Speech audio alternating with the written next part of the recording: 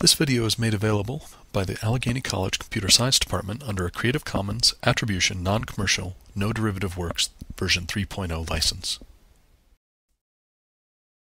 In this sequence of videos, we're going to build up to a generic, general solution for representing stacks in Java. But to start, we're going to begin with a stack that holds only integers. So we'll call it a stack for integers, and it was written by me. Now, I've got fields, constructors, and methods. Good. And I've got the start of some Java doc here. So, let's see. What am I going to need in a stack? I'm looking at Peter Drake's book, and he recommends that we have an isEmpty method. And the isEmpty method will tell us if the stack has nothing in it. Let's use a capital S. And actually, I realized I'm going to have a couple of methods here. I don't want to have to retype this block. Let's copy and paste this a few times. There we go, 1 and 2. So I think there's at least 3 methods that I need. And there we go. So let's paste that back into place.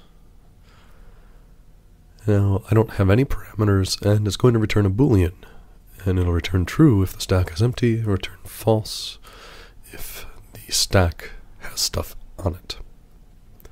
So the header for this will look like public boolean is empty, and for now I'll put some ...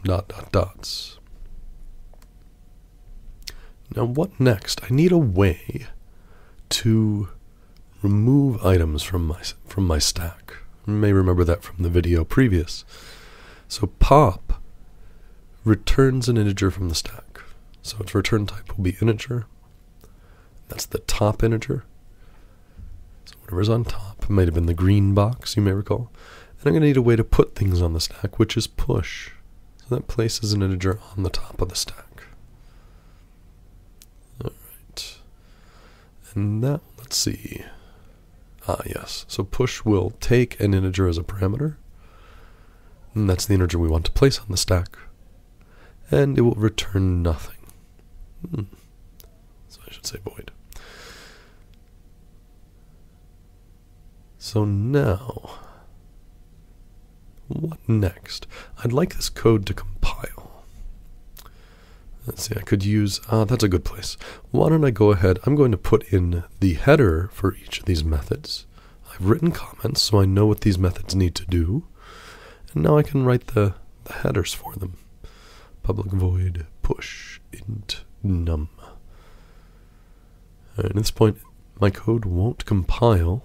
But I do have oh no, I don't have documentation, because my code doesn't compile. It was aborted. So let's come in here and make this code compile the hard way. Let's just return true for isEmpty.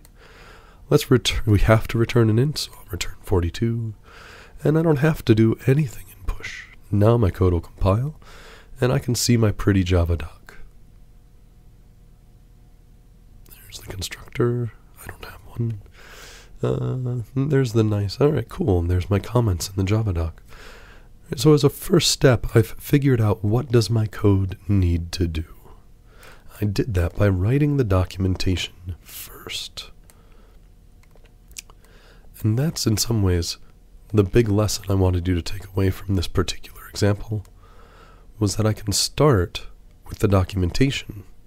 I can write good Java doc and look at it and read through it without any code and say, is this the right thing? Now in the next video, we'll go ahead and implement isEmpty.